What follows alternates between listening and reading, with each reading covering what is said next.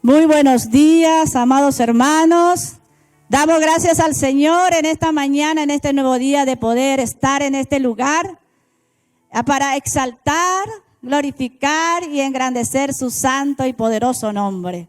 Bendecimos a cada uno de los que estamos aquí presentes, los santos que están en audiovisual. Damos gracias a Dios por sus instrumentos que Él levanta para que el cuerpo de Cristo sea bendecido, edificado. Ese es el propósito por el cual el Señor constituyó 5 ministerios y cada uno podamos estar fiel allí para que todos nuestros hermanos donde se encuentren sean bendecidos. Amén. Así que espero que cada uno estemos preparados para todo lo que el Señor preparó para cada uno de nosotros, para que seamos bendecidos en el nombre de Jesús. Entonces vamos a comenzar nuestro culto alabando y adorando su santo nombre, presentándole a Él todo lo que vamos a hacer en esta mañana. Amén. Saludo a cada uno de los hermanos que también están del otro lado.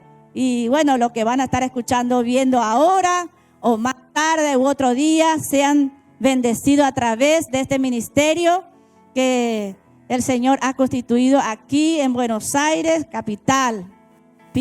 53 para todos aquellos que no saben, para cuando tengamos oportunidad de congregarnos, puedan venir. Amén. Así que vamos a presentar, orando ante el de todo poder, nuestra reunión en esta mañana. Amén. Que todo sea guiado y dirigido por el Espíritu Santo. Amén. Padre, en el bendito nombre de Jesús, nuestro Salvador y Señor, en esta mañana nos presentamos a tus pies, en tu presencia, ante tu trono de la gracia, para bendecir y glorificar tu nombre, porque tú eres el único Dios verdadero que no cambia, el mismo ayer, hoy y por los siglos. Gracias te damos por esta oportunidad, por este nuevo día. Bendecimos, mi Dios, el culto de hoy que vamos a venir a ofrecerte en esta hora, que todo lo hagamos con un corazón sincero, humillado, con una necesidad de ti de cada día. Señor, bendecimos la alabanza, los cánticos, bendecimos tu palabra, a cada instrumento, bendecimos a tu siervo y a cada uno de los santos que van a estar escuchando, que el Espíritu Santo pueda abrir los ojos de nuestros entendimientos para entender, conocer y así poder disfrutar tu poderosa palabra que nos instruye cada día. Padre, dejamos en tus manos el día de hoy y el resto de este culto que venimos a ofrecerte. Y bendecimos a cada uno del cuerpo de Cristo en general, en todo lugar, y a cada ministro. En el nombre bendito de Jesús, nuestro Salvador, te damos las gracias. Amén y amén. Quiero leer un pasaje de la Escritura en el Salmo que dice así: bueno es alabarte, oh Jehová. Qué lindo es alabar y adorar el nombre del Señor. Bueno, entonces tenemos que hacerlo. Y en esta mañana nos reunimos aquí para hacer. Bueno es alabarte, oh Jehová, y cantar salmos a tu nombre, oh Altísimo. Anunciar por la mañana tu misericordia y tu fidelidad cada noche. Que cada uno de nosotros, así como ahora, cada mañana podamos bendecir el nombre del Señor por su fidelidad y su misericordia. Y a la noche agradecerle por el día que nos guarda, que nos bendice y bendiga nuestro descanso siempre. Que tengamos ese corazón agradecido a nuestro Dios que tiene el control de todas las cosas. Así que vamos a empezar cantando ahora en el nombre de Jesús, juntos, unánimes. Amén. Vamos a decirle al Señor que venimos a alabar su nombre. Amén. Vine a alabar a Dios.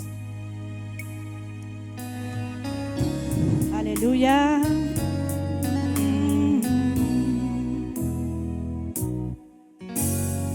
Vine a alabar a Dios. Vine a alabar a Dios. Vine a alabar su nombre. Este nombre que es sobre todo nombre. Yo vine a alabar a Dios. Todos juntos. Vine a alabar a Dios. Dios. Vine a alabar a Dios. Vine a alabar su nombre. Vine a alabar a Dios. Él vino a mi vida en un día muy especial. Cambió mi corazón por un nuevo corazón. Y esta es la razón la que digo que yo vine a alabar a Dios. Él vino a mi vida en un día muy especial. Gracias, Señor. Cambió mi corazón y el tuyo por un nuevo corazón. Y esta es la razón por la que digo que yo vine a alabar a Dios. Vine a alabar, dígaselo, a Dios. Vine a alabar a Dios. Vine a alabar su nombre. Yo vine a alabar a Dios. Vine a alabar a Dios. Vine a alabar a Dios. Vine a alabar su nombre.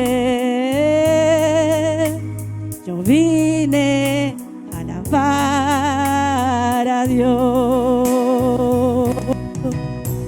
Él vino a mi vida en un día muy especial. Cambió mi corazón por un nuevo corazón. Y esta es la razón por la que digo que yo vine a alabar a Dios.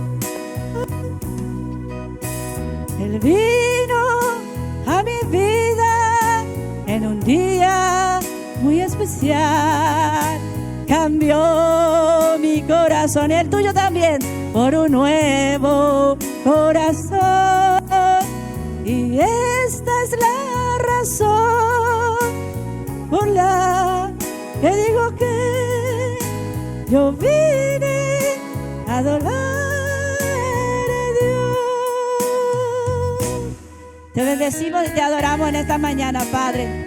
Que cada uno de nosotros hayamos venido a tu presencia con un corazón agradecido para alabar y adorar tu santo nombre, porque tú has cambiado nuestro corazón en su justo momento. Por eso te debemos, Señor, toda nuestra adoración en el nombre de Jesús. Aleluya.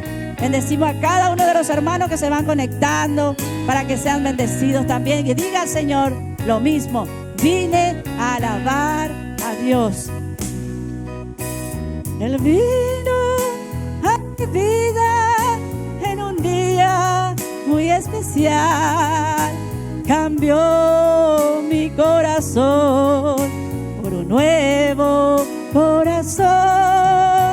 Y esta es la razón por la que digo que yo vine a alabar a Dios.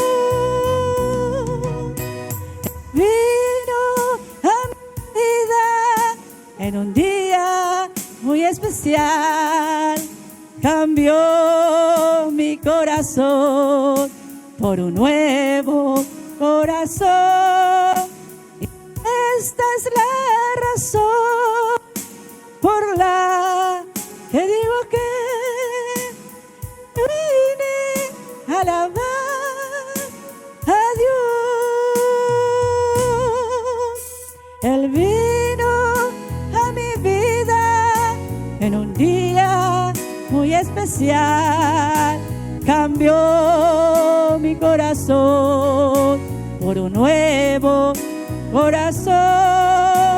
Y esta es la razón por la que digo que yo vine a alabar a Dios. Yo vine a alabar a Dios. Yo vine a alabar a Dios. Amén.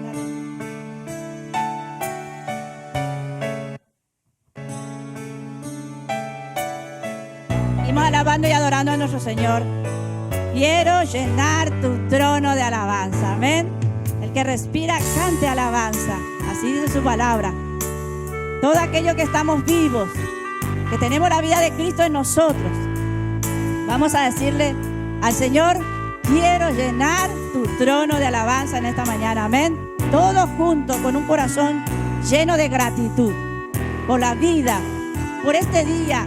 Tenemos motivos para agradecer a nuestro Señor y venir su presencia a llenar ese trono de alabanza. Amén. Aleluya. Gloria a ti, oh Dios del cielo, por este nuevo día. Quiero llenar tu trono de alabanzas. Quiero llenar tu trono de adoración. Quiero adorar, postrado en tu presencia y proclamarte, Señor. Todos juntos, vamos. Quiero llenar tu trono de alabanzas. Quiero llenar tu trono de adoración. Quiero adorar, postrado en tu presencia y proclamarte, Señor. Quiero llenar tu trono de alabanzas. Quiero llenar tu trono de adoración. Quiero adorar, postrado en tu presencia y proclamarte, Señor. Aleluya. Sí, Señor. Venimos en tu presencia a llenar tu trono de alabanza y de adoración en esta mañana. Cada uno, mis hermanos, nada ocupe el lugar de nuestro Dios. Un día especial que nos ha regalado una oportunidad más. Amén, aleluya. Te adoramos y te exaltamos, Dios del cielo. Tú que no cambias, el mismo ayer, hoy y por los siglos. A ti te adoramos, te cantamos, Señor, así y decirte así. Quiero llenar tu trono de alabanzas. Quiero llenar tu trono de adoración. Quiero adorar, postrado en tu presencia y proclamarte, Señor. Quiero llenar tu trono de alabanzas. Quiero llenar tu trono de adoración.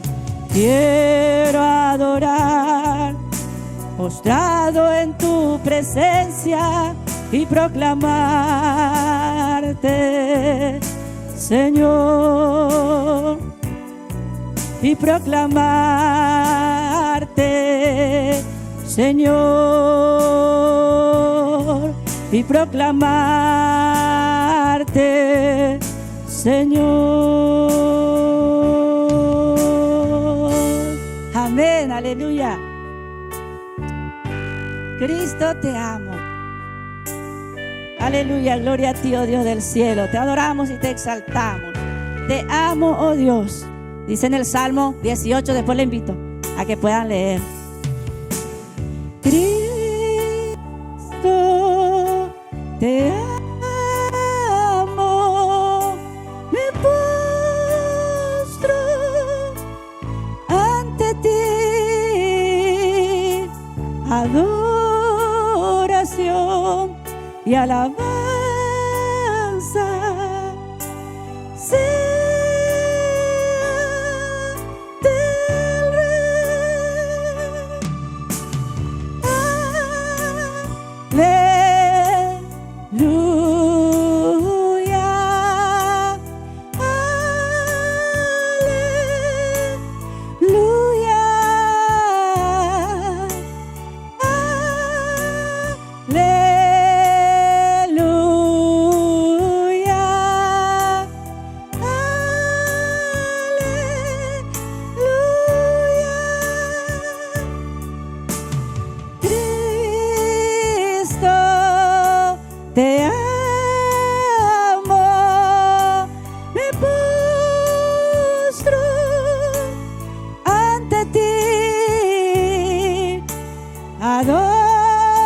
Adoración y alabanza sea del Rey.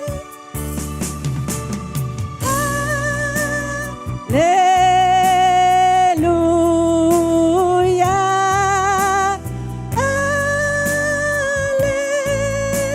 aleluya.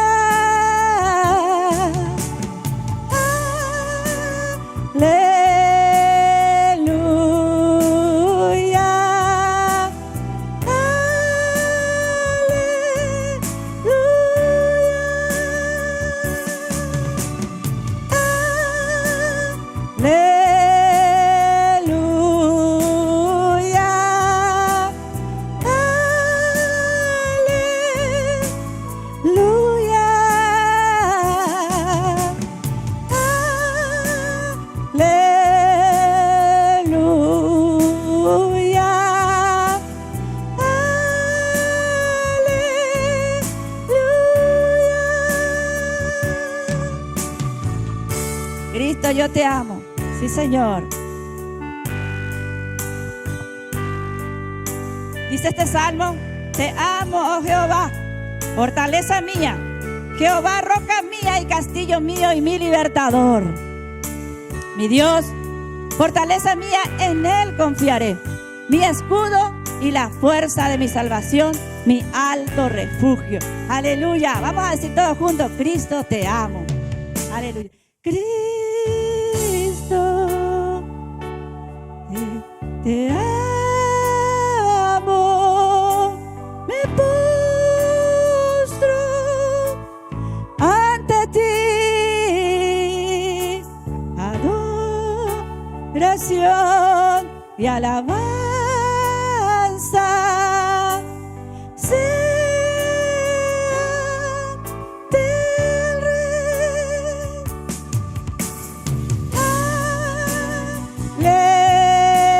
Aleluya,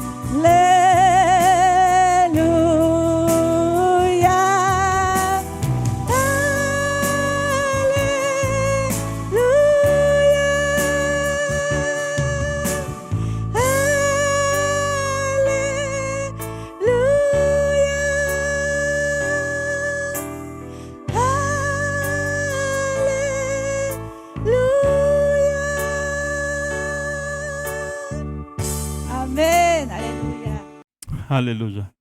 Muy buenos días, amada Iglesia del Señor. Damos gracias a Dios que una vez más podemos estar en su presencia y, cantarle, adorarle, bendecirle, rendirle culto, ¿sí?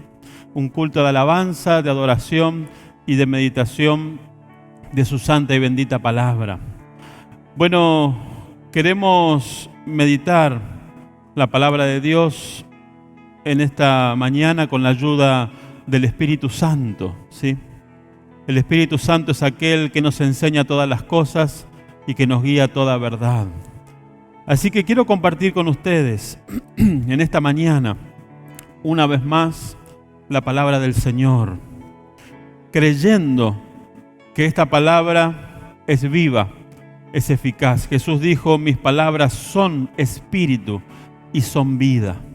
Entonces, con esa fe, con esa confianza, vamos a meditar la palabra del Señor en esta mañana.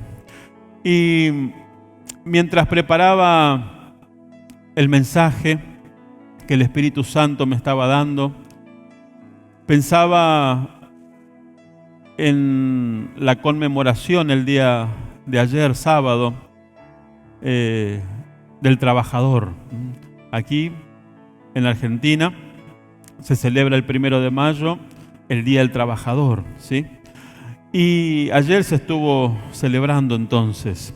Y en cuanto a esto, en cuanto al trabajo, meditaba un poquito, ¿no?, acerca de esto. Y el Espíritu Santo me traía a la mente que Jesús es nuestro gran ejemplo acerca de esto. Él, por ejemplo, dijo: mi Padre hasta ahora trabaja y yo trabajo, dice, ¿sí? Y hablaba especialmente acerca del reino de los cielos, o sea, del trabajo en el reino de los cielos aquí en la tierra. Y de eso queremos hablar en esta mañana y meditar en eso con la ayuda del Espíritu Santo. Y en cuanto al trabajo en lo natural, por ejemplo, ¿no? En primer lugar, no podemos evitar, como seres humanos, aquella maldición de Adán, ¿sí? De ganarnos el pan de cada día con el sudor de nuestra frente. Esa fue la maldición a Adán, que es nuestra cabeza, ¿sí? E incluso está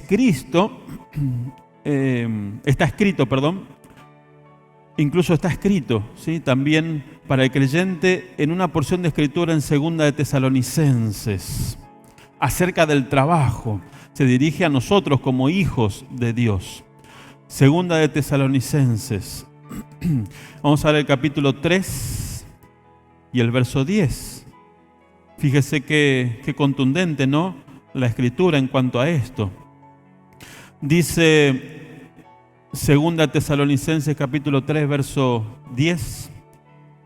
Porque también cuando estábamos con vosotros os ordenábamos esto: si alguno no quiere trabajar, tampoco coma, dice. Tremendo lo que dice la Escritura. Y esto es parte del orden de Dios para sus hijos, para nosotros, como nuestro Padre Celestial. Y por supuesto que es para bendecirnos, es para nuestro bien, es para nuestro bienestar. Ahora, meditando en esto del trabajo, como hijos de Dios, Él hace que el trabajo sea una bendición para nosotros y hace que lo disfrutemos también, ¿sí? Incluso también en el libro de Proverbios aprendemos que el trabajo y el esforzarnos en ello es sabiduría, poniendo como ejemplo a la hormiga. Vamos a ver lo que dice en Proverbios y después vamos a entrar de lleno en nuestro tema de hoy. Pero quería meditar con ustedes un poquito acerca de esto, acerca del trabajo, porque hoy queremos meditar acerca de un varón que encontramos en la Escritura y que la Escritura declara que era un varón esforzado y valiente. Y queremos imitar esos buenos ejemplos, como habíamos meditado hace poquito, ¿sí?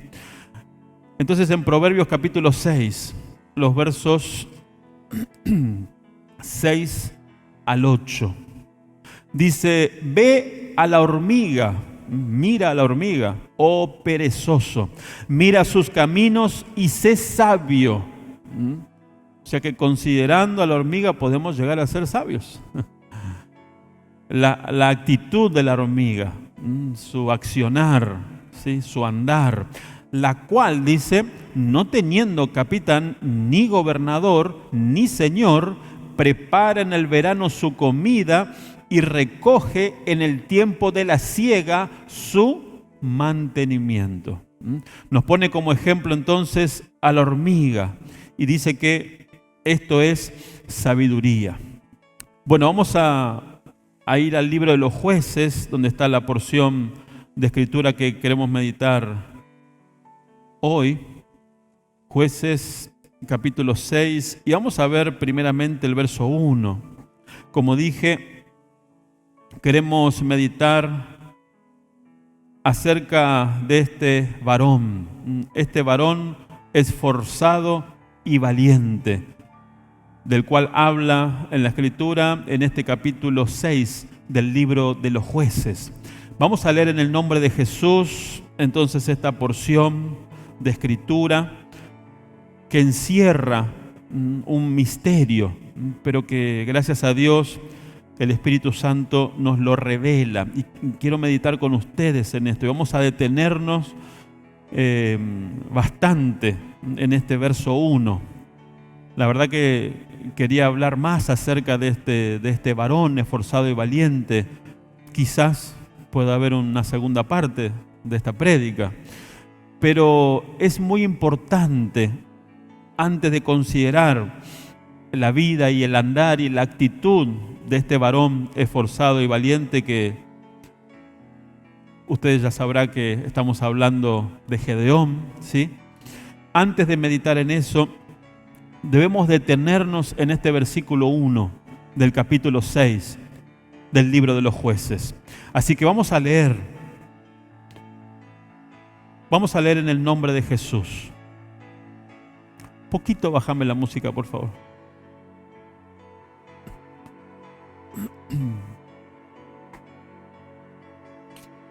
Jueces capítulo 6, verso 1.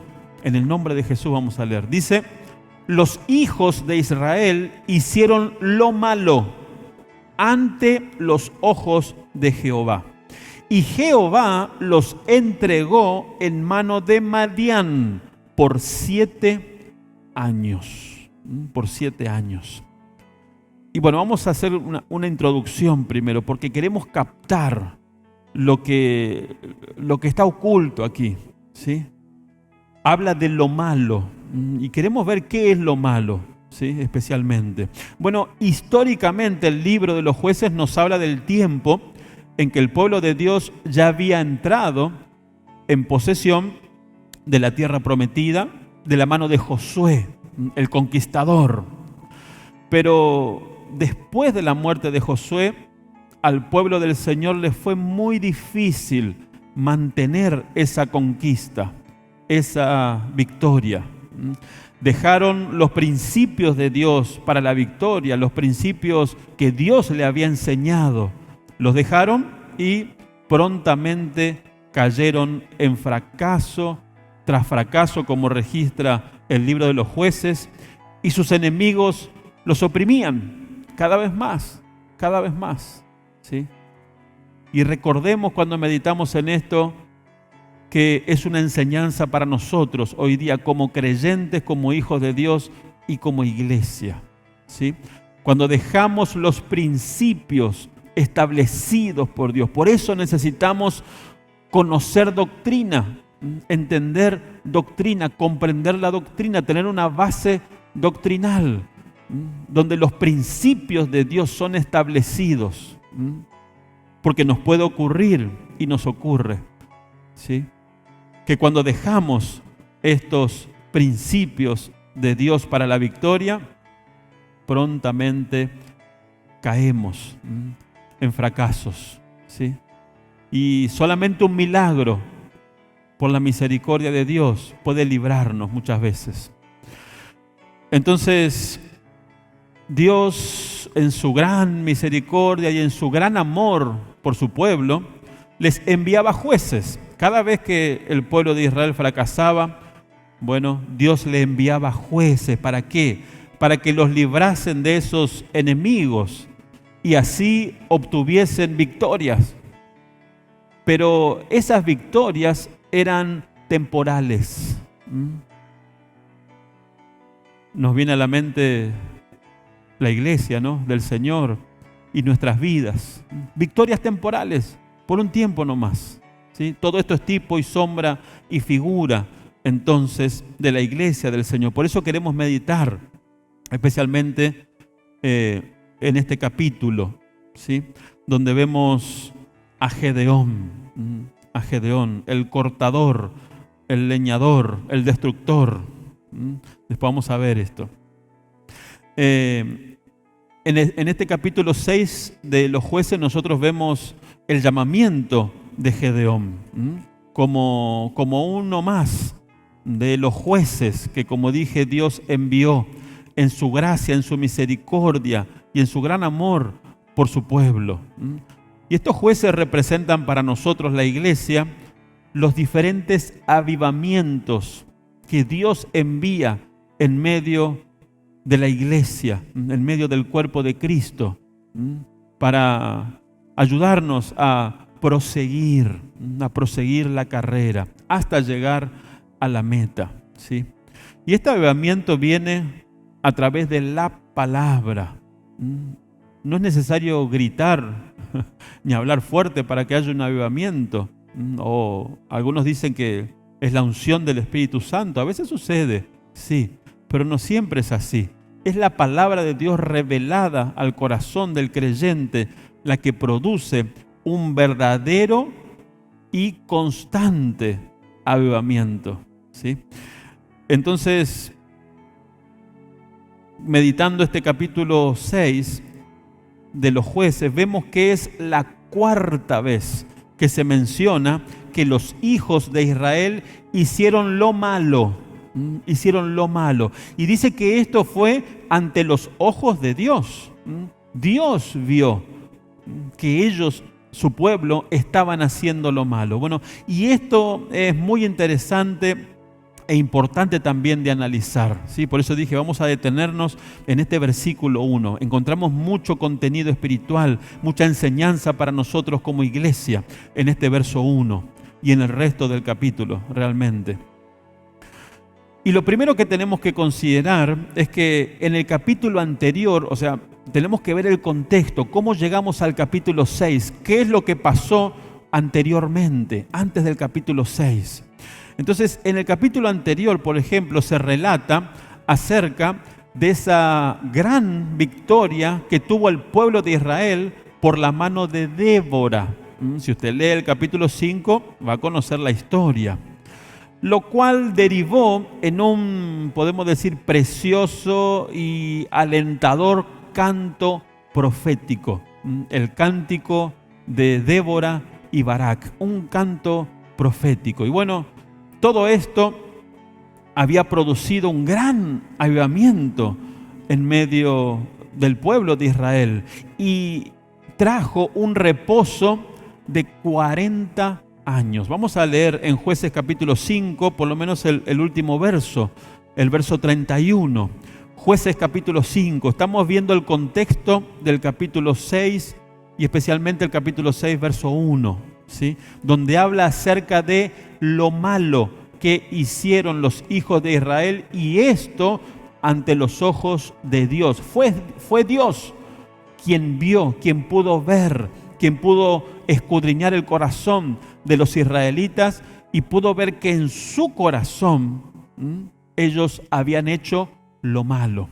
Ahora, anteriormente a esto, en Jueces capítulo 5, verso 31, dice, después de terminando y culminando ya este canto profético de Débora y de Barak, dice: así perezcan todos tus enemigos, oh Jehová, mas los que te aman sean como el sol cuando sale en su fuerza. Y la tierra reposó 40 años. 40 años de reposo. Se levantó el juez o la jueza que libró a Israel de sus enemigos, Débora, junto con Barak allí. Se levantó por Dios, o fue levantado por Dios entonces una vez más un juez que libertó a los hijos de Israel. Y esto produjo gozo, produjo avivamiento e incluso produjo un reposo. Y esto durante 40 años. 40 es el número de la perfecta prueba, ¿sí? En la Biblia esto representa el número 40. Entonces, en primer lugar debemos considerar esto, como dije, el contexto anterior, lo que ocurrió en el capítulo anterior y en los anteriores capítulos también, desde el principio del libro de los jueces. Como dije, esta es la cuarta vez que se menciona que los hijos de Dios hicieron lo malo ante los ojos de Dios. Y en segundo lugar, entonces, tampoco debemos olvidar, como Dios después se lo mencionó, después vamos a leer, no debemos olvidar que Israel venía ya desde su liberación de Egipto, experimentando la mano poderosa y milagrosa de su Dios, quien nunca los abandonó en todo el camino, demostrándoles su amor y su profundo interés por ellos como pueblo amado. No debería haber lugar para ninguna clase de dudas entonces, o de incredulidad para Israel, así como nosotros también, la iglesia del Señor. Israel era descendiente de Adán, ¿sí? Repito, no debería haber ninguna duda en el corazón de los hijos de Israel, del pueblo de Dios. No debería haber incredulidad por todo lo que Dios ya había hecho en la vida de cada uno de los israelitas, ¿sí? Como dije, los sacó con mano poderosa de Egipto, hizo milagros, maravillas a través del desierto, o sea que no tenían por qué dudar de Dios, de su cuidado, de su protección. Pero repito, así como nosotros, la iglesia del Señor, ellos también eran descendientes de Adán, hombres corrompidos también, y pronto olvidaron todas esas cosas y se alejaron de Dios en sus corazones. Esto fue lo primero, se alejaron de Dios en sus corazones. Por eso dice que ellos hicieron lo malo ante los ojos de Jehová. Y Dios es aquel que conoce el corazón del ser humano y de sus hijos también. Entonces, a este alejamiento interior, la Escritura le llama lo malo. En el verso 1 dice, capítulo 6, verso 1 dice, los hijos de Israel hicieron lo malo ante los ojos de Jehová. Entonces, estamos descubriendo qué es esto de lo malo. Bueno, es este alejamiento interior, un alejamiento interior que ya había comenzado en el corazón de los israelitas, no a los pecados visibles en sí. Cuando leemos que hicieron lo malo, enseguida pensamos en la idolatría, ¿no es cierto?, en los pecados visibles, no. Antes que eso, Dios escudriñó el corazón de los israelitas y vio que ellos hicieron lo malo. Y vamos a ver qué es lo malo. Bueno, primeramente es ese alejamiento interior que muchas veces nos ocurre a nosotros también, como hijos de Dios, como iglesia, ¿sí? Entonces, no se refiere a los pecados visibles en sí, porque estos pecados son solamente el resultado de esa condición interior. Es simplemente lo malo, entonces, puesto en evidencia o manifestado. Pero lo malo, como dije, ya se venía gestando en el interior de sus corazones. Y eso es lo que el hombre no puede ver, pero Dios sí. En Jeremías capítulo 17, y el verso 9, vamos a meditar. Jeremías, capítulo 17,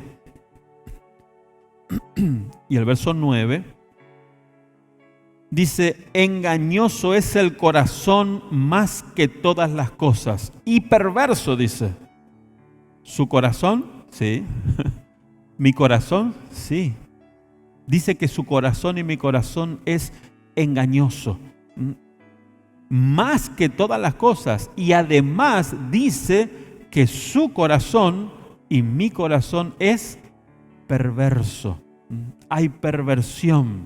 Por eso David dijo una vez al Señor: examina mi corazón, oh Dios, y ve si hay camino de perversidad en él y endereza mis caminos. David entendió esta verdad, pudo comprender esta verdad de lo engañoso y perverso que es el corazón del hombre. Y nosotros, como hijos de Dios, tenemos dos creaciones y también tenemos este corazón engañoso y perverso. Por eso reconocemos nuestra necesidad de Dios y debemos depender constantemente, cada día de nuestras vidas, de la gracia y de la misericordia de nuestro Dios, ¿sí? Dice: engañoso es el corazón más que todas las cosas y perverso. ¿Quién lo conocerá? Pregunta. E inmediatamente en el verso siguiente dice: yo Jehová. Yo Jehová. Yo Jehová, que escudriño la mente, que pruebo el corazón para dar a cada uno según su camino, según el fruto de sus obras. Yo Jehová, dice, yo lo conozco. ¿Quién lo conocerá?, preguntó el profeta. Ahí contestó: yo Jehová. Dice: yo que escudriño la mente y que pruebo el corazón, ¿sí? Entonces Dios, considerando y escudriñando el corazón de los israelitas, dijo: hicieron lo malo. Hicieron lo malo delante de Jehová, dice, delante de su Dios. El Señor entonces Él ve nuestra condición interior, ¿sí? Ve muchas veces esa frialdad que se va gestando, que se va engendrando en nuestros corazones, esa indiferencia hacia Él, esa indiferencia hacia su obra, hacia sus obreros, hacia su palabra también y hacia sus propósitos para con nosotros. Quizás nosotros no nos damos cuenta, pero Él ve. Él ve desde el primer momento en que se van gestando esos pensamientos, ¿sí?, en el corazón. Los engañosos pensamientos del corazón. En Apocalipsis capítulo 1 vamos a ver al Señor Jesucristo en su carácter de juez. Repito, Apocalipsis capítulo 1, versos 12 en adelante, vamos a ver al Señor Jesucristo en su carácter de juez. Y vamos a ver en dónde Él está ejerciendo ese oficio de juez. ¿En qué lugar? Bueno, dice Apocalipsis capítulo 1, versos 12 en adelante. Dice Juan, aquel que recibió la visión. Y dice: me volví para ver la voz que hablaba conmigo y vuelto vi, dice, tuvo una visión. ¿Y qué vio? Dice: vi 7 candeleros de oro. Y en medio de los 7 candeleros a uno semejante al Hijo del Hombre, a Jesús.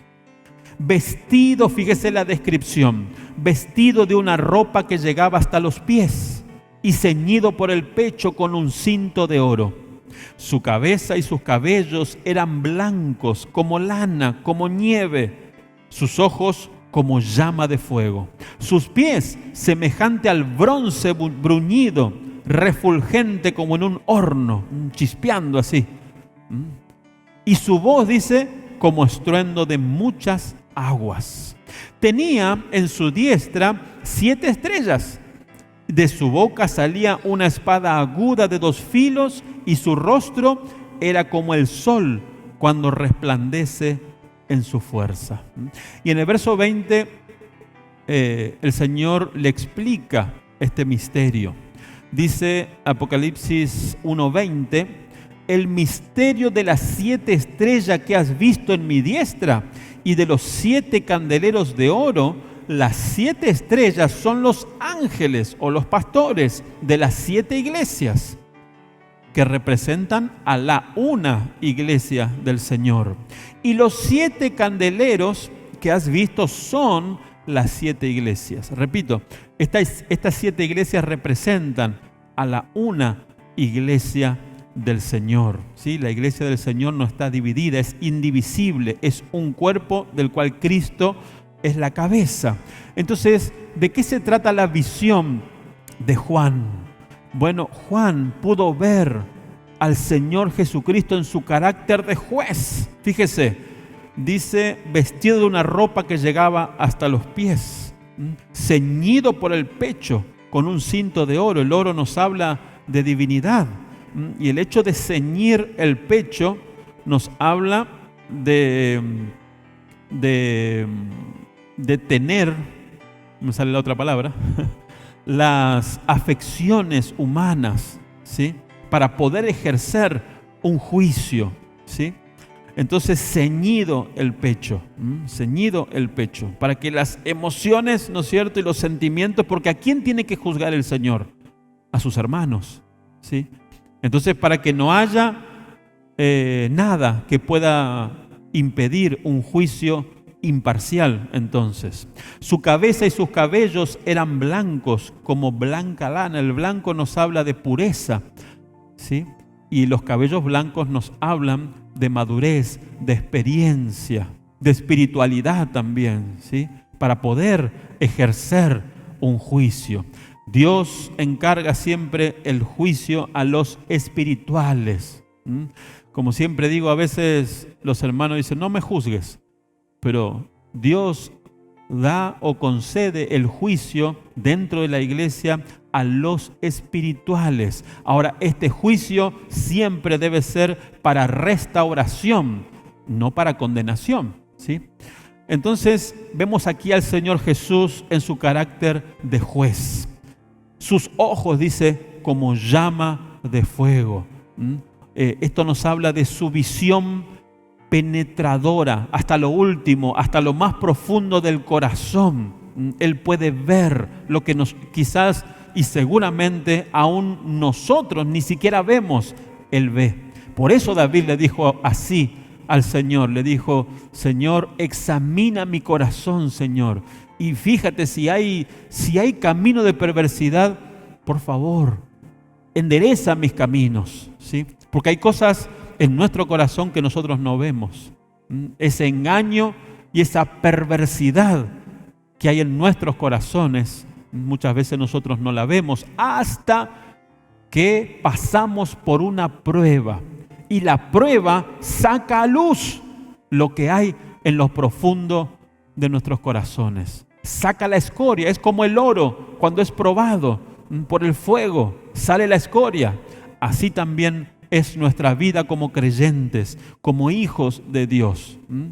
Aparentemente somos buenitos, pero cuando llega el momento de la prueba, ahí sale lo que hay en el corazón, la manera que reaccionamos, las cosas que pensamos, las cosas que decimos, y ahí nos damos cuenta que engañoso y perverso es el corazón del hombre. Gracias a Dios y a nuestro Señor Jesucristo por la nueva vida que hemos recibido, la vida de Cristo, un nuevo corazón, una nueva creación, un nuevo hombre santo, agradable a Dios. Y dice más en la descripción de Jesús como juez. Dice, y sus pies semejantes al bronce bruñido, dice, refulgente como en un horno. El bronce nos habla de juicio.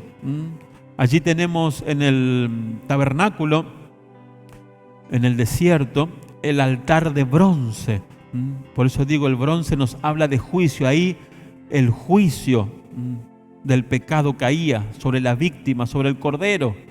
Así como también en la cruz del Calvario el juicio de Dios cayó sobre el Cordero de Dios, nuestro Señor y Salvador.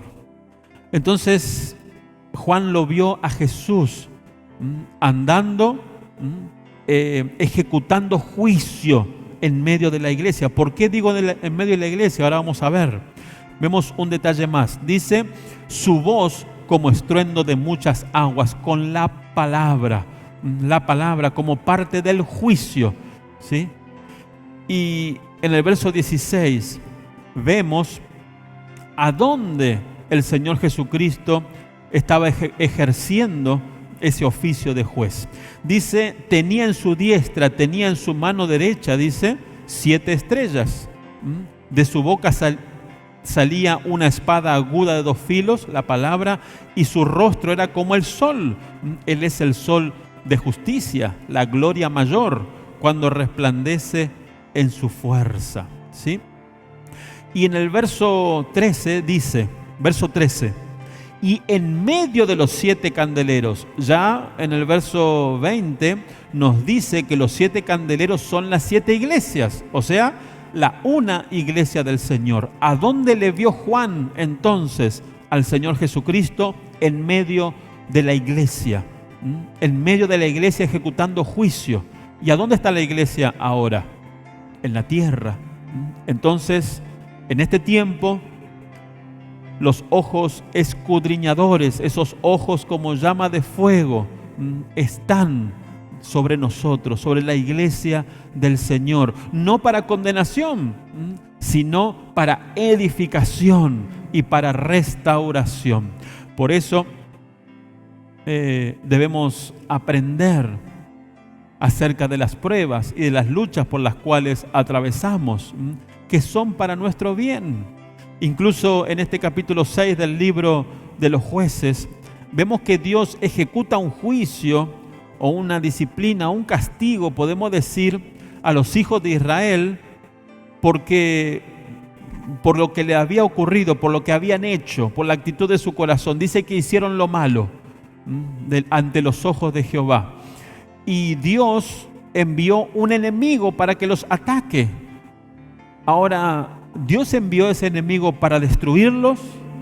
No, porque quería darles una enseñanza, una lección. Quería que una de las principales cosas que Dios quería era que ellos se volviesen a Dios y dejen de hacer lo malo.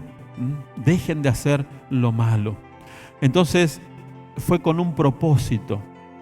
Bueno, vemos al Señor Jesucristo en este tiempo, en esta dispensación de la iglesia, durante estos 2000 años aproximadamente.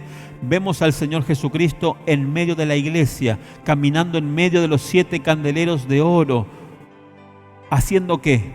Ejecutando juicio en nuestras vidas. Y gloria a Dios por eso, y gracias a Dios por eso. Porque como dije, ni nosotros sabemos qué es lo que hay en nuestra vida, qué es lo que hay en nuestro corazón, qué es lo que hay en la profundidad de nuestro corazón.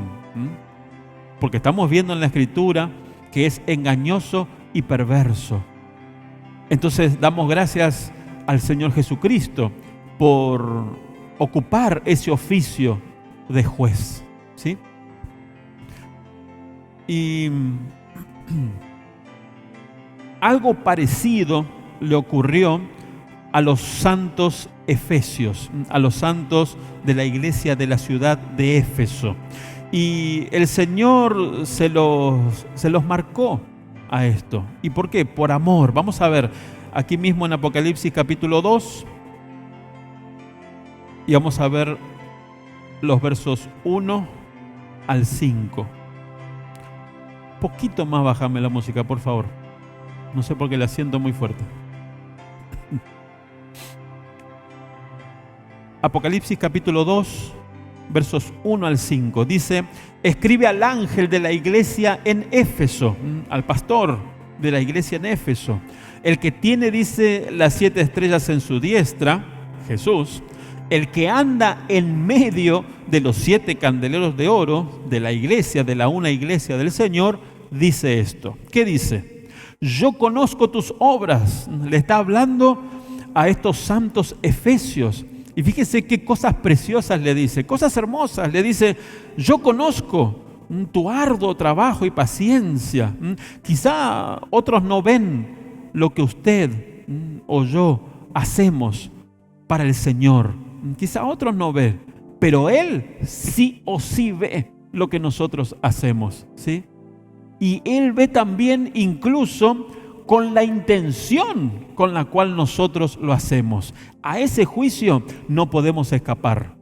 Podemos quizás aparentar delante de los hombres, delante de los hermanos, pero al Señor no podemos engañarle, porque Él conoce la actitud del corazón, con qué actitud incluso hacemos las cosas que hacemos. Y como dije, a veces nadie ve lo que usted hace o lo que yo hago, pero de seguro el Señor Jesucristo ve, con esos ojos como llama de fuego. Y teniendo en cuenta esto, Él dice, yo conozco tus obras, yo sé lo que haces, yo sé lo que haces por mí, yo lo conozco, no te preocupes, yo sé lo que vos haces por mí.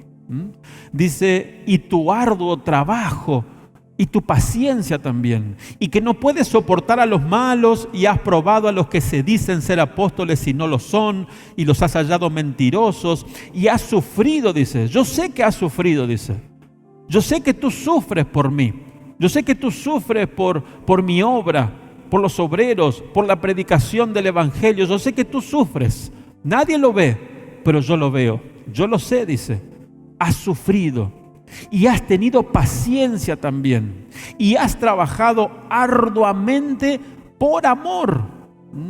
El trabajo que vos estás haciendo, yo sé, hijo mío, que es por amor, dice Dios.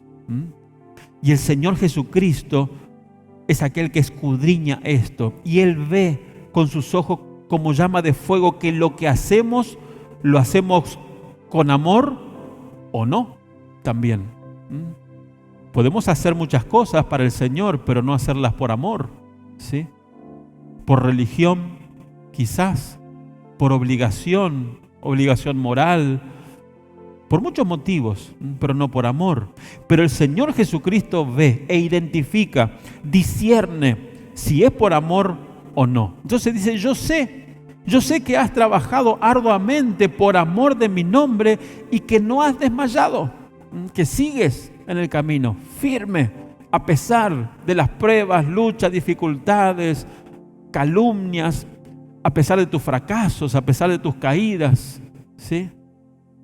A pesar de tu desvío, sigues allí, con esperanza, con confianza, con fe, que aquel que ha comenzado la buena obra en ti y en mí, la perfeccionará hasta el día de Jesucristo.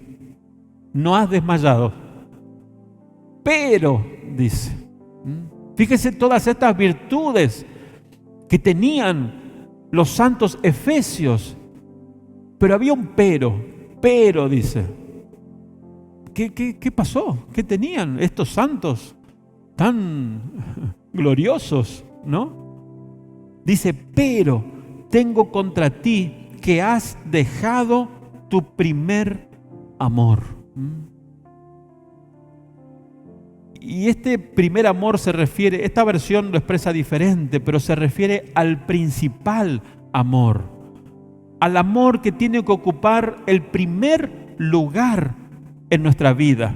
Y dice, has dejado tu primer amor. Pero ¿cómo puede ser que esta clase de santos que tenían obras, que tenían trabajo, que tenían paciencia, que no soportaban a los malos, que sufrieron, que tenían trabajo de amor, que no desmayaron, cómo puede ser que estos santos dejaron de poner en primer lugar a Dios? Ninguno que haya visto las obras y el fruto de los efesios diría que sus corazones, porque esto es, en sus corazones, vamos a decir, hicieron lo malo. Los efesios en sus corazones hicieron lo malo. Se alejaron de Dios, pero tenían obras, sufrían, no desmayaban, pero en su corazón hicieron lo malo. Se alejaron de Dios. En sus corazones se habían alejado del primer o del principal amor o el mayor amor. Dejaron su relación íntima con Jesús. Dejaron de lado su relación. Una cosa es nuestro servicio al Señor y otra cosa es nuestra relación personal entre la novia y el novio. Es diferente. Por eso el apóstol Pablo en un momento dijo que él había terminado su carrera y su ministerio. Puso como dos cosas diferentes, la carrera y el ministerio. Y él dice que al final, ya en el tiempo de su partida, él terminó los dos, dice. Él terminó su carrera y su ministerio con gozo. Entonces, una cosa es el ministerio que recibimos del Señor. Una cosa es el servicio que damos al Señor y a los santos por amor de su nombre, sí. Pero otra cosa es nuestra carrera.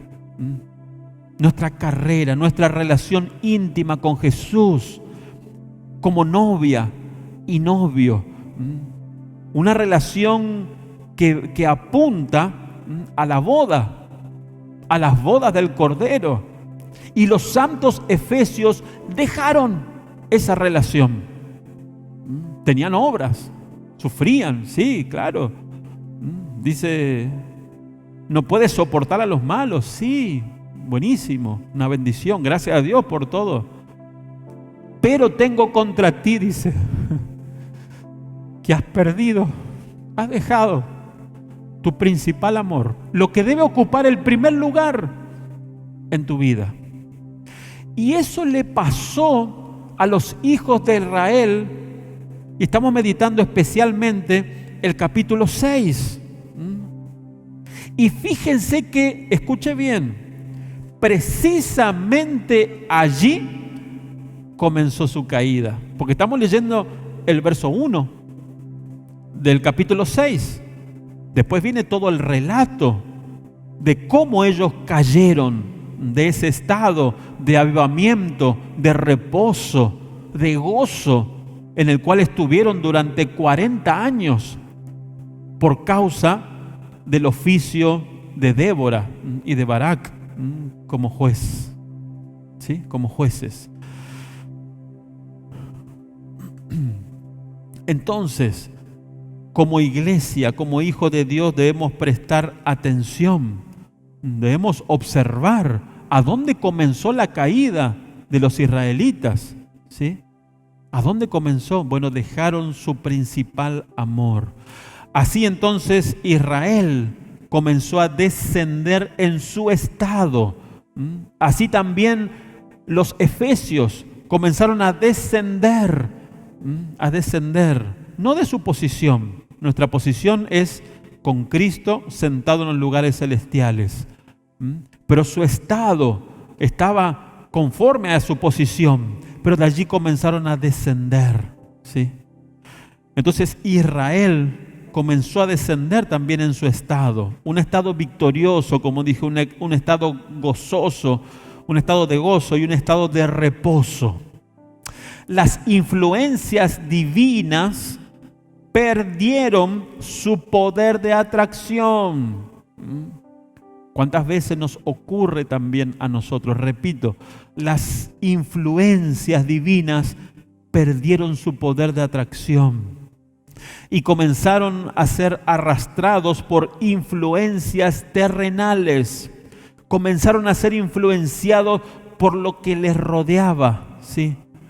Así nos ocurre muchas veces a nosotros como iglesia, como hijos. Dejamos de ser influenciados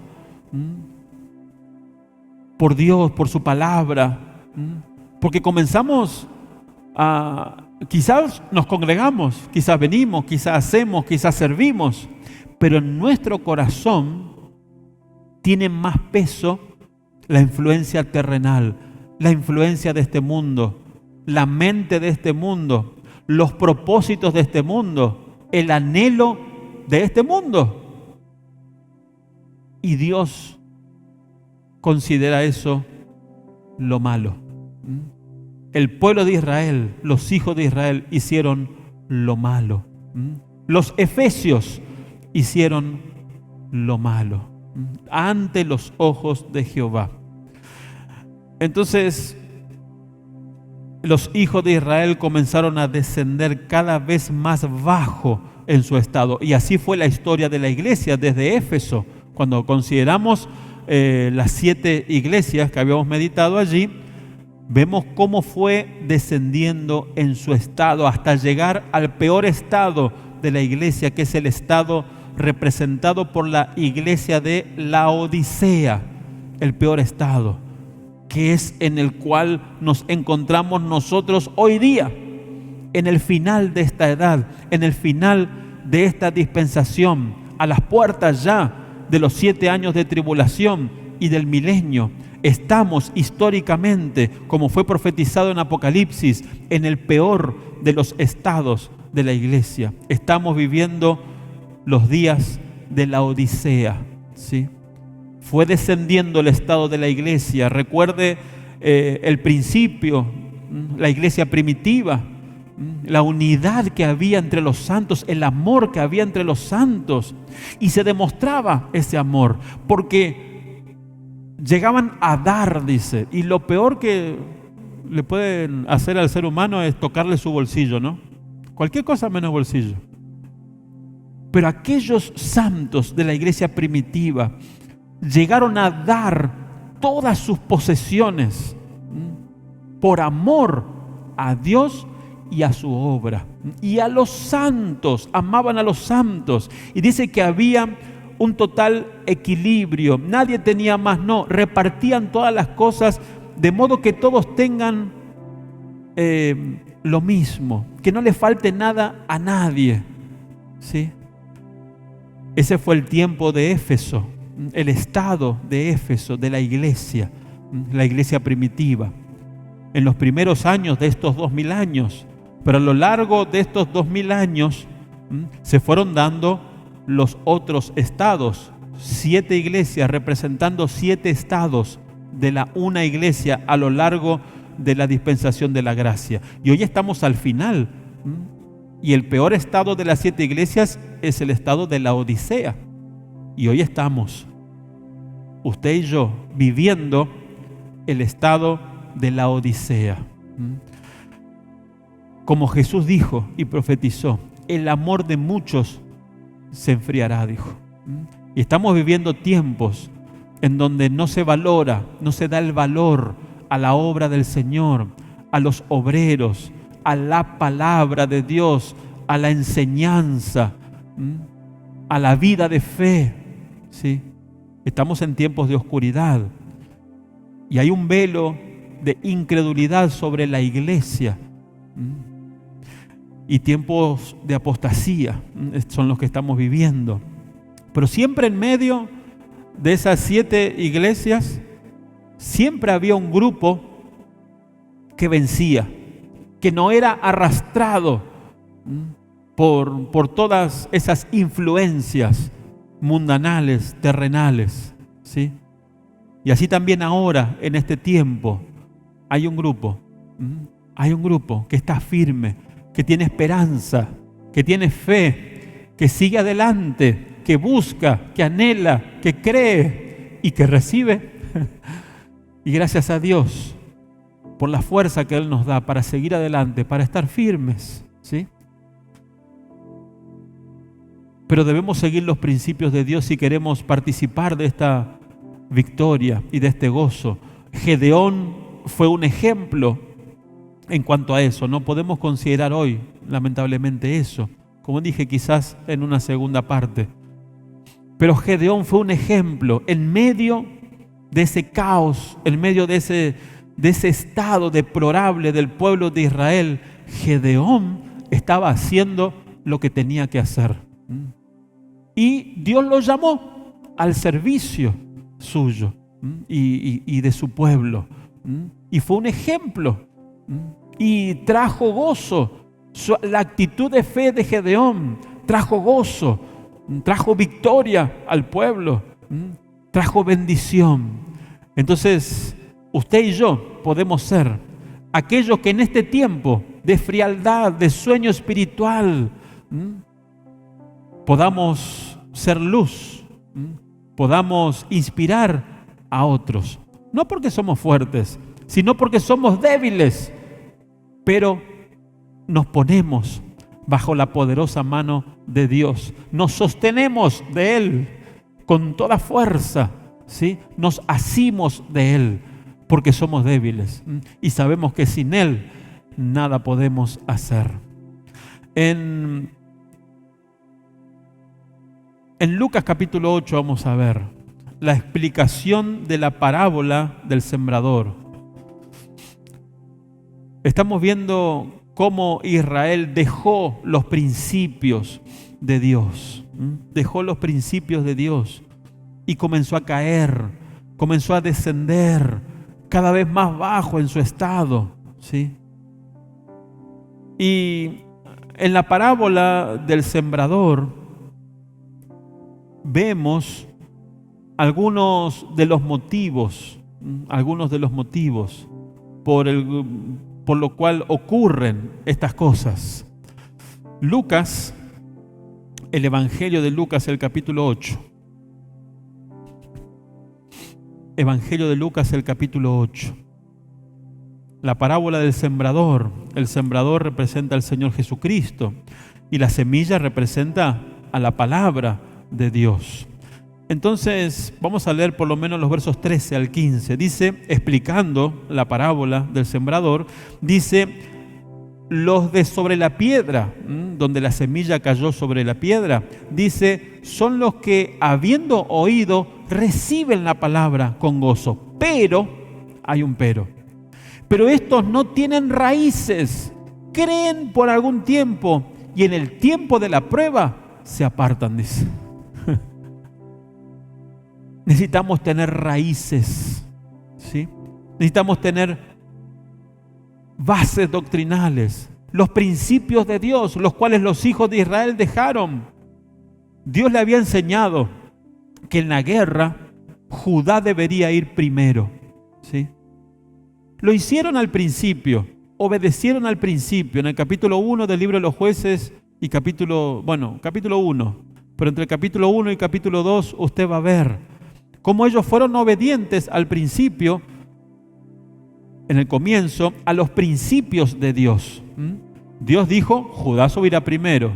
Bueno, fueron obedientes, Judá subía primero en las batallas, en las guerras, y salían victoriosos. Tremendas victorias tuvieron, pero solamente en el capítulo 1, en algunos versículos podemos ver, esa victoria duró poco, porque comenzaron a dejar los principios.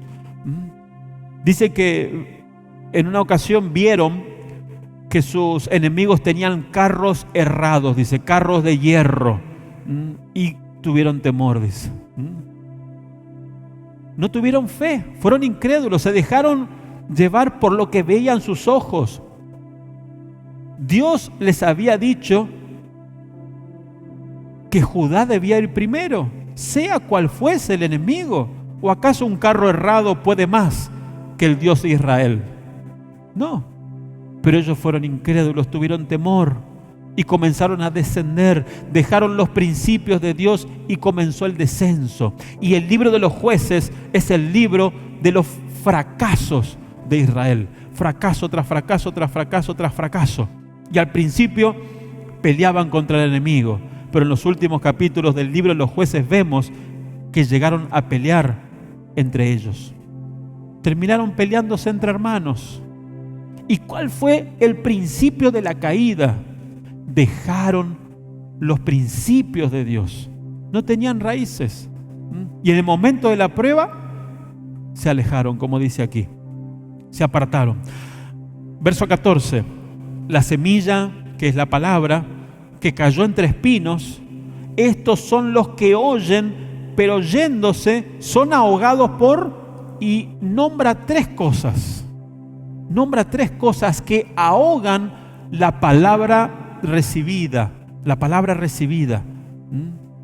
Ahogan esa palabra que Dios envía. Tres cosas. Dice, los afanes de la vida, las cosas en las cuales nos afanamos o nos afanamos, y dejamos nuestro primer amor, nuestro principal amor, lo que debe ocupar el primer lugar en nuestras vidas, ¿sí? Otro, las riquezas. Las riquezas. ¿Cuántos santos son prosperados por el Señor? Tienen momentos de pobreza, de debilidad, pero comienzan a prosperar en lo económico. Y eso muchas veces, no siempre, pero en muchos casos, y yo creo que podemos decir en la mayoría, hacen que la palabra de Dios sea ahogada. Se ahoga la palabra de Dios, ¿sí? Lo dice aquí. Tres motivos. Primero, los afanes. Segundo, las riquezas, ¿sí? Y como se pone un énfasis desmedido en las riquezas o en la búsqueda de las riquezas, se menosprecia la palabra. Se menosprecia la palabra de Dios. Y la persona tiene riqueza, sí, pero no sabiduría. No una relación íntima como Dios ofrece. Y después, los placeres de la vida, las tentaciones, este mundo que nos tienta y que nos quiere arrastrar al pecado. Tres cosas que ahogan la palabra: los afanes, las riquezas y los placeres de la vida. Y no llevan fruto, dice. No llevan fruto espiritual, por supuesto. Y el verso 15 dice, mas la que cayó en buena tierra. Gracias a Dios porque hay buena tierra. Gracias a Dios porque hay buena tierra también. Y estos son los que corazón bueno y recto retienen la palabra oída y dan fruto con perseverancia, dice. ¿Sí? Entonces allí el Señor Jesucristo explicó esta parábola del sembrador. Los israelitas dejaron los principios de Dios y comenzaron a fracasar, comenzaron a descender en su estado. Y algo similar nos ocurre a nosotros muchas veces como iglesia. Entonces, esto de haber hecho lo malo delante de Dios, o sea, de haberse alejado de Él en sus corazones, prontamente trajo sus consecuencias y también la intervención de Dios. ¿Qué hizo Dios cuando ellos se alejaron? ¿Los dejó allí? No, Dios intervino. Así muchas veces, hermanos, Dios interviene en nuestras vidas por amor a nosotros, para nuestro bien. Y en este caso intervino con un juicio, con una disciplina. Envió a los enemigos de Israel. Y a un enemigo poderoso que fue Madián. El verso 1, capítulo 6, verso 1, dice: los hijos de Israel hicieron lo malo ante los ojos de Jehová. ¿Y qué hizo? Jehová los entregó en mano de Madián por 7 años. Y 7 es el número perfecto, es el número de la perfección divina. Dios es perfecto en todo lo que hace, ¿sí? Dios estaba interviniendo en lo que le había ocurrido a su pueblo. Él no quería que su pueblo se siga haciendo lo malo, o sea, que se siga alejando de Él, que siga cayendo en su estado. Él no quería que fuese oprimido por sus enemigos. Dios los rescató de la esclavitud de Egipto para que sean libres y victoriosos, no para otra vez, estando en la tierra prometida, fuesen esclavos, cautivos, oprimidos. No. Entonces Dios por amor intervino. ¿Y qué hizo? Usó un instrumento. Les envió a Madián, un poderoso enemigo de Israel y del creyente. Porque Madián significa contienda o confusión. Contienda, ¿sí? Entonces, comienza la contienda dentro del pueblo de Dios. Y esto se escapa de las manos ya y comienza a hacer estragos en medio de la iglesia. Solamente la intervención divina puede librarnos como iglesia. Por eso debemos, como dije, conocer los principios de Dios. Y para eso tenemos que estudiar, para eso tenemos que prestar atención en los cultos. Para eso tenemos que estudiar la palabra también, ¿sí?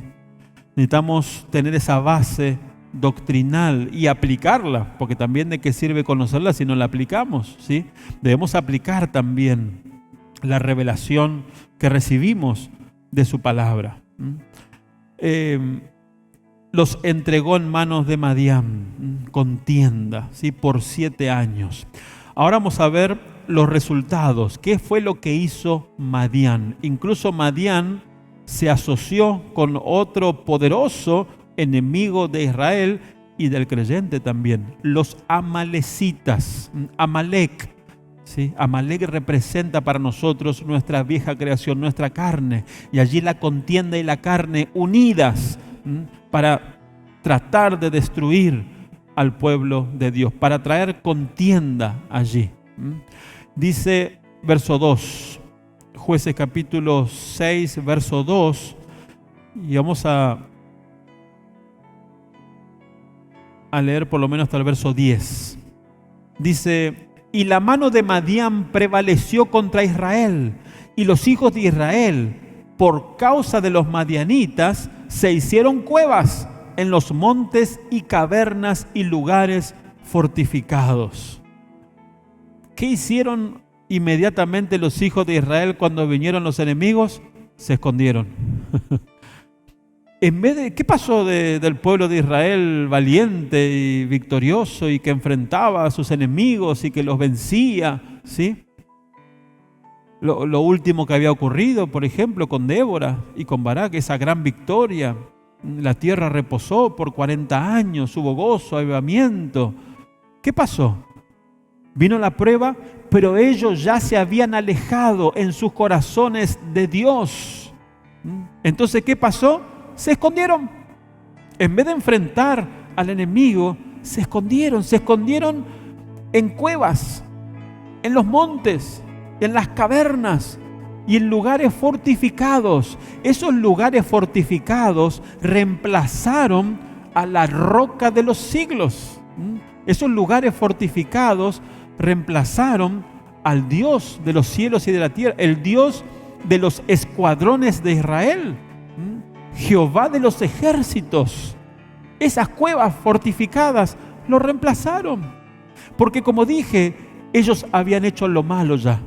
En sus corazones se habían alejado ya de Dios, y Dios lo había visto, porque Él escudriña los corazones. Entonces, en ese alejamiento que quizá ni ellos se daban cuenta, Dios tuvo que intervenir y envió a estos enemigos. Como dije, no para destruirlos, sino para probarlos, para que ellos se dieran cuenta cuál era su actitud, qué es lo que había en su corazón. Y como dije, solamente en la prueba se puede ver lo que hay en nuestro corazón, lo engañoso y perverso que es nuestro corazón y todo lo que hay allí, solamente en la prueba, ¿sí? La escoria. Allí se puede ver la escoria que hay dentro nuestro. Por eso debemos agradecer a Dios por las pruebas, por las luchas, por las dificultades. Porque muchas veces nosotros no sabemos qué es lo que hay en nuestro corazón. Pero cuando viene la prueba, ahí sale. Entonces, en ese sentido debemos dar gracias también a Dios por las pruebas que Él envía, porque son para nuestra edificación, no para nuestra destrucción, ¿sí? Entonces dice, pues sucedía que cuando Israel había sembrado, fíjese cómo actuaba este enemigo. ¿De qué manera actúa este enemigo? ¿De qué manera actuó con los hijos de Israel? ¿Y de qué manera actúa en la iglesia del Señor? Porque habla de la siembra, habla de una semilla, ¿sí? ¿Y de qué está hablando? ¿Qué es lo que representa para nosotros como iglesia? La palabra. ¿Qué es lo que hace el enemigo con la palabra? Dice, pero sucedía que cuando Israel había sembrado, subían los madianitas y amalecitas y los hijos del oriente. Todos estos unidos para tratar de destruir a Israel. Y acampando contra ellos, ¿qué hacían? ¿Cuál era la manera de esta clase de enemigo? Dice, destruían los frutos de la tierra hasta llegar a Gaza. Y no dejaban que comer en Israel ni ovejas, ni bueyes, ni asnos. La palabra de Dios. Atacan la palabra de Dios, ¿sí? Atacan toda oportunidad que nosotros tengamos como hijos de Dios de escuchar su palabra. Entonces, ¿qué es lo primero que hace el enemigo? Trata de que no nos congreguemos. Es lo primero que ataca, el congregarnos. Por eso dice la Escritura, nos enseña, dice, no dejando de congregarnos, dice, como algunos tienen por costumbre. Y muchas veces el enemigo gana ese lugar, ese estado, esa posición que nosotros tenemos, que hemos alcanzado en obediencia y nos comenzamos a congregar y no faltamos. A veces el enemigo logra hacernos caer de ese estado. Y es muy peligroso, hermano, porque yo conozco casos. Cuando nosotros dejamos de congregarnos una semana, bueno, por ahí la otra semana tampoco venimos, ya son 15 días. Y 15 días ya es difícil, después venir, ya después se hace 21 días, después ya se hace un mes. Y algunos nunca más volvieron, conozco casos, nunca más volvieron. Y hablábamos de los tres enemigos, decía el afán. Son los enemigos que se levantan en contra de nuestro alimento espiritual. El afán. Nos afanamos en el trabajo desmedido ya, en las cosas de este mundo, ¿sí? Las riquezas. Las riquezas. ¿Cómo logra el enemigo hacer que las riquezas ocupen el primer lugar en nuestras vidas? ¿Y cuál es el propósito? Que dejemos la palabra, el conocimiento de la palabra, porque es la palabra la que nos va a librar de todos estos enemigos. Entonces el creyente que tiene riquezas, ¿sí?, y que es atrapado por ellas, está en un sueño espiritual y él piensa que está bien, piensa que está bien y calma su conciencia por ahí enviando su diezmo o viniendo a veces, ¿sí?, pero está en un sueño espiritual y él ni se da cuenta. Su corazón lo engaña, ¿sí? Y por último, era el afán, las riquezas y los placeres de la vida. Ya no siente placer en congregarse, ya no siente placer en estudiar la palabra. No, se vuelca a los placeres de la vida. Sí. Son cosas que nos pueden ocurrir, hermanos. No estamos hablando para los demás, sino para nosotros mismos, ¿sí?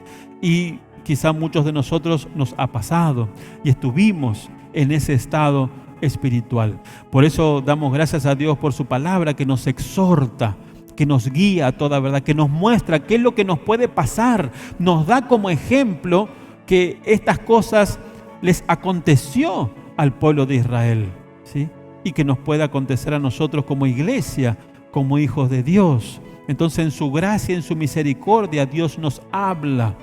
Dice, sucedía que cuando, verso 3, Israel había sembrado, subían los madianitas, amalecitas y los hijos del oriente contra ellos, subían y los atacaban. Dios había permitido esto. Y acampando contra ellos, ¿qué es lo que hacían? Destruían los frutos de la tierra hasta llegar a Gaza y no dejaban que comer en Israel, ni ovejas, ni bueyes, ni asnos, nada.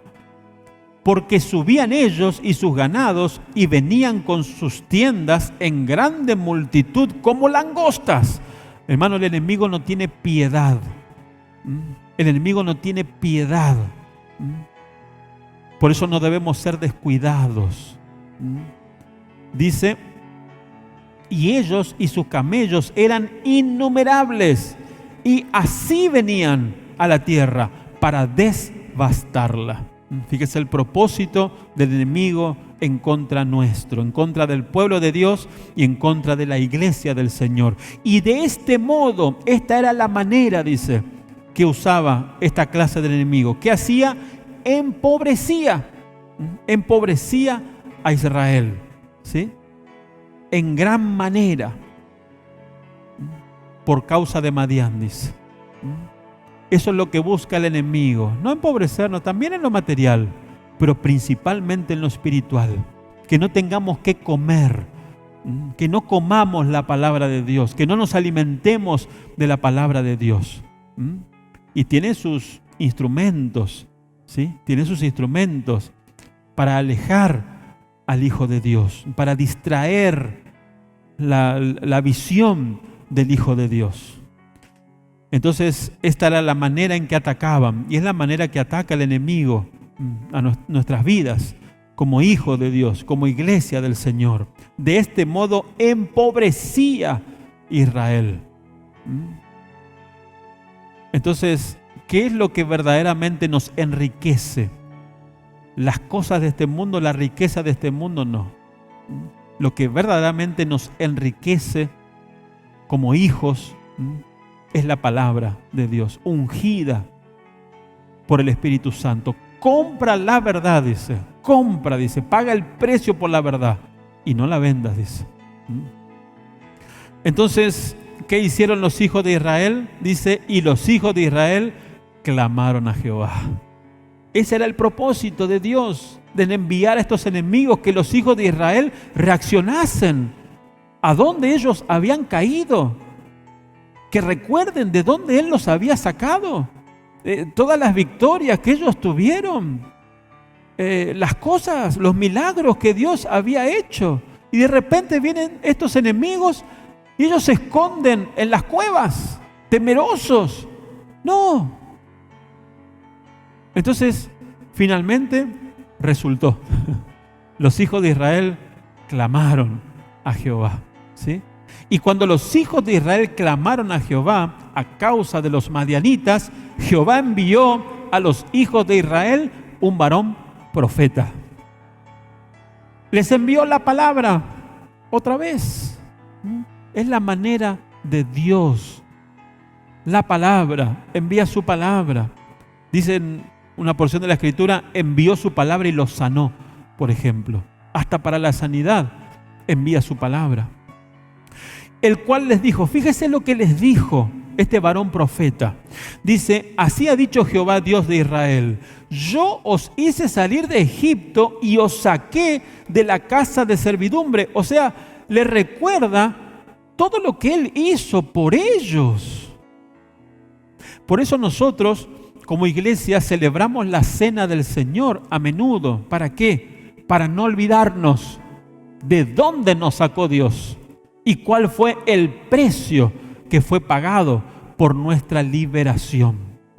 A veces nos olvidamos de eso. Somos muy olvidadizos. Le pasó al pueblo de Israel, nos pasa también a nosotros. Por eso debemos recordar siempre, muchos de nosotros hemos recibido milagros en nuestra vida, milagros de sanidad. Dios realmente nos sanó, por ejemplo, milagrosamente. Nos libró de la muerte. Y después viene un enemigo cualquiera y nos escondemos. Nos olvidamos que el Dios de Israel, el Dios de los cielos y de la tierra, es nuestro Padre celestial. Y su Hijo es nuestro Señor y Salvador. Y el Espíritu de Dios mora en nosotros. Nos olvidamos. Entonces, Él envió al profeta, envió la palabra. Por eso tanto lamentamos cuando los hermanos no se congregan, porque no pueden recibir esa palabra que Dios envía. ¿Sí? ¿Cuántos santos estarán durmiendo ahora? Sabiendo que se anunció que habríamos de tener una transmisión en vivo de la palabra de Dios, la cual Dios envía para sanarnos, para libertarnos, para abrir nuestra mente, para recordarnos quiénes somos y quién es nuestro Dios. Os libré de la mano de los egipcios y de mano de todos los que os afligieron, a los cuales eché de delante de vosotros y os di su tierra. Estaban viviendo en esa tierra que Dios les dio con mano poderosa. De la mano de Josué cruzaron el río Jordán en seco. Las murallas de Jericó cayeron. Los que vivían allí, gigantes, fueron destruidos. Porque Josué creyó a Dios. Dios les envió este líder. E Israel tuvo victoria tras victoria. Poseyeron la tierra, estaban viviendo en esa tierra. Pero en este momento de su vida, cayeron de su estado. Hermano, así nos sucede muchas veces a nosotros, ¿sí? Y constantemente también. Entonces, necesitamos abrir nuestros ojos espirituales, recordar. Dice, y os dije, yo soy Jehová tu Dios, vuestro Dios. No temáis a los dioses de los amorreos en cuya tierra habitáis. Pero, otro pero, no habéis obedecido a mi voz. Entonces, ¿quién es el culpable? ¿Satanás?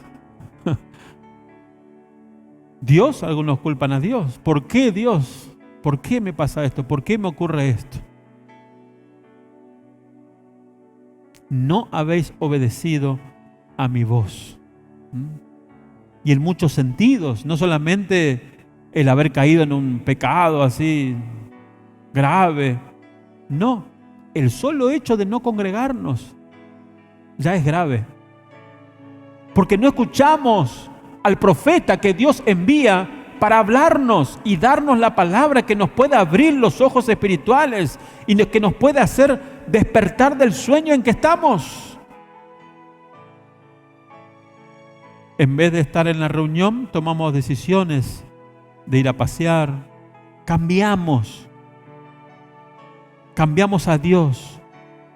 Perdemos nuestro primer amor, nuestro principal amor. Y son decisiones que nosotros tomamos y recibimos las consecuencias. Las recibimos. Y después culpamos al diablo,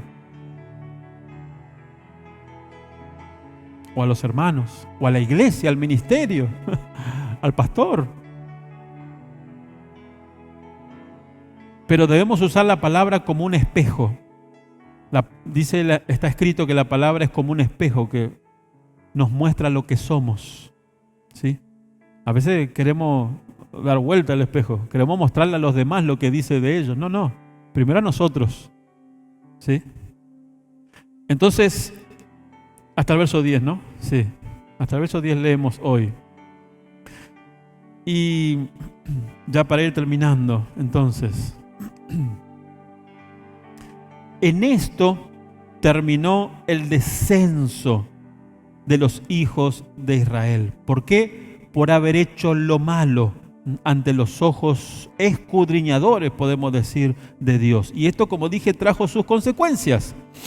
Y sabemos que todo esto le sucedió, como dije, y están escritas también, le sucedió y están escritas. Son dos cosas. ¿Para qué? Para nuestra enseñanza. Dice en 1 Corintios capítulo 10, verso 6, 1 Corintios capítulo 10, verso 6, dos motivos. Estas cosas sucedieron, dice, a los hijos de Israel como ejemplo para nosotros, para que no codiciemos cosas malas, como ellos codiciaron, ¿sí? Hicieron lo malo ante los ojos escudriñadores de Jehová. Bueno, dijimos que, ya para terminar, para concluir por hoy, Dijimos que esta es la cuarta cautividad que encontramos en el libro de los jueces, ¿sí? En el capítulo 6, la cuarta cautividad. Y vamos a meditar en esto para terminar. Y detrás de este número 4 hay también una lección. Existe lo que se llama la numerología en la Biblia, ¿sí? Y en esto también hay que ser cuidadoso, porque no todos los números en la Biblia hablan de algo espiritual, ¿sí? Pero el número 4 en la Biblia nos habla de la debilidad del hombre, del ser humano, de la criatura delante de su Creador. Y también habla de los 4 puntos cardinales del mundo entero, norte, sur, este y oeste. Este mundo que es un desierto para nosotros y es en donde somos probados. Somos probados en el desierto. Por ejemplo, el libro de Números, fíjese que es el libro del desierto y es el cuarto libro de la Biblia. Entonces, esta cuarta cautividad que le sucedió al pueblo de Israel, hicieron lo malo y bueno, fueron cautivos por este enemigo, Madián, y además por Amalek. Y los hijos del oriente también, dice, todos se unieron para tratar de destruir a los hijos de Israel, ¿sí? Esta cautividad entonces representa las consecuencias, escuche bien, o el resultado de permitir que el mundo y su influencia entre en nuestras vidas y en la iglesia del Señor. Esto representa esta cuarta cautividad. Allí, entonces, Dios permite, en su gracia, en su misericordia, en su gran amor, que los madianitas, los amalecitas y aún los hijos del oriente nos ataquen. Pero como dije, para nuestra edificación, no para nuestra destrucción, para que salga afuera lo que hay en nuestros corazones y nosotros mismos podamos ver cuán engañoso y cuán perverso es nuestro corazón. Y dejemos de ocuparnos del engañoso y perverso corazón de nuestro hermano. Y nos ocupemos más de nuestro engañoso y perverso corazón. Si nos ocupamos de nosotros, no vamos a tener tiempo de juzgar a nuestros hermanos, ¿sí? Pero a pesar de que a veces ocurre esto en la iglesia del Señor, de que Dios permite que estos enemigos nos ataquen para probarnos, si tenemos la actitud correcta como la de Gedeón, bueno, seremos librados y saldremos victoriosos de ese ataque. Vamos a leer los versos 11 y 12 para terminar. Jueces capítulo 6, los versos 11 y 12. Después de esta condición entonces de los hijos de Israel, dice, hicieron lo malo ante los ojos de Jehová. Dios envió a Madián por 7 años. ¿Y qué hicieron? Empobrecieron a Israel, se quedaron sin fruto, no había para comer, ¿sí? Esto es lo natural y representa lo espiritual también para nosotros. Después de esto, cuando ellos finalmente clamaron a Dios, cuán necesaria es nuestra actitud entonces de clamar a Dios. Lo que pasa es que muchas veces no nos damos cuenta de nuestro estado, porque engañoso y perverso es el corazón. Debemos tener el corazón de David y decirle al Señor, Señor, examina mi corazón. Parece que está todo bien a mi alrededor. Estoy prosperando, me estoy congregando, estoy sirviendo, pero Señor, por las dudas, examina mi corazón. Si hay camino de perversidad, y Señor, te ruego que endereces mis caminos. Entonces, Dios envió al profeta, envió su palabra, ¿sí? Y levantó un instrumento para la victoria. Así Dios trae la victoria a nuestras vidas cuando clamamos con sinceridad a Él. Reconocemos nuestra incapacidad, nuestra debilidad y dependemos de Él, de su favor, de su gracia. Entonces Dios envía la victoria. Este juez que Dios levantó, Gedeón, representa los avivamientos, un avivamiento más que Dios envía a nuestros corazones como individuos y a la iglesia del Señor también. Y este avivamiento, repito, solamente viene a través de una revelación de la palabra de Dios. El avivamiento no es que estemos hablando en lengua, siendo llenos del Espíritu Santo. Eso no es el avivamiento. ¿Sí? Eso es la llenura del Espíritu Santo y el gozo del Espíritu Santo. Pero un avivamiento es cuando la palabra de Dios se revela al corazón por el poder y la unción del Espíritu de Dios. Eso trae avivamiento. Así nos enseña la Escritura. Ahora, esto está en misterio, está oculto. Un poquito aquí, un poquito allá, como meditábamos en estos días también. Entonces, como dije, finalmente Dios envió su instrumento, envió a su juez que libertaría a los hijos de Israel. Y fíjese lo que estaba haciendo Gedeón en el momento que él fue llamado. ¿Por qué fue llamado Gedeón? Vamos a ver en la Escritura. Dice Jueces capítulo 6, versos 11 y 12. Y vino el ángel de Jehová después de que ellos clamaron, y se sentó debajo de la encina que está en Ofra. Y este ángel de Jehová no es otro que Jehová mismo, pero presentándose de esta manera, ¿sí? Como un ángel. Descendió Dios y vino el ángel de Jehová y se sentó debajo de la encina que está en Ofra, la cual era de Joás Abieserita, y su hijo Gedeón estaba, ¿qué estaba haciendo? Estaba sacudiendo el trigo en el lagar para esconderlo de los madianitas. Y el trigo representa la palabra de Dios. Con el trigo se hace el pan. Y el pan representa la palabra de Dios. ¿Qué estaba haciendo este hombre? Sencillo. Quizá que nadie tenía en cuenta. ¿Qué estaba haciendo? Estaba, dice, sacudiendo el trigo en el lagar. ¿Para qué? Para esconderlo de los madianitas. Entonces, gracias a Dios por aquellos santos que en medio de las luchas, las pruebas, las dificultades, están como Gedeón, en el lagar, ¿sí? Sacudiendo el trigo, ¿sí? Sacudiendo el trigo, meditando y escudriñando el pan de vida, la palabra de Dios, para esconderlo de los enemigos.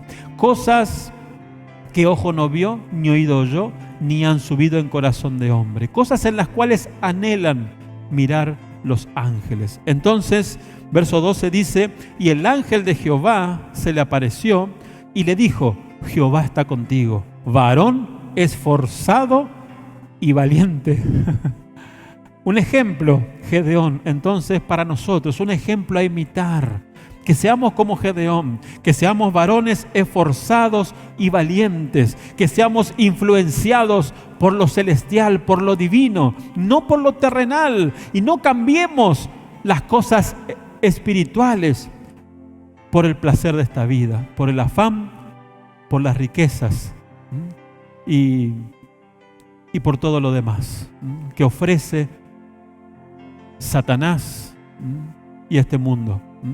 Sabemos que como hijos de Dios, nuestros tres grandes enemigos son el diablo, el mundo que nos rodea, porque está bajo el espíritu de la potestad del aire, y la carne, nosotros mismos. En nosotros hay un enemigo, nuestra vieja creación, que está corrompida por el pecado, ¿sí? Como vimos hoy, engañoso y perverso es el corazón. Que seamos entonces, como dije una vez más, como Gedeón, varones esforzados y valientes. Que Dios bendiga su palabra en esta mañana y vamos a hacer una oración por la iglesia, especialmente la iglesia del Señor. Como dije, estamos en tiempos de sueño espiritual, de frialdad.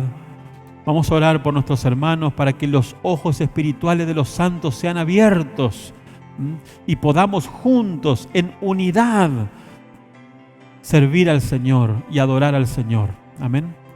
Padre amado, te damos gracias en esta mañana una vez más por tu palabra. Gracias por tu Espíritu Santo.